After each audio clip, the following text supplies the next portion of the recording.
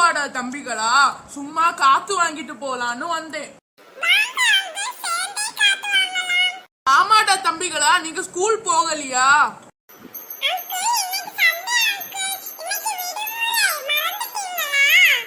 ஆமாடா தம்பிகளா, வயசு ஆகுதுல்ல, அதனால மறதியும் கொஞ்சம் கூடுதல் தான்.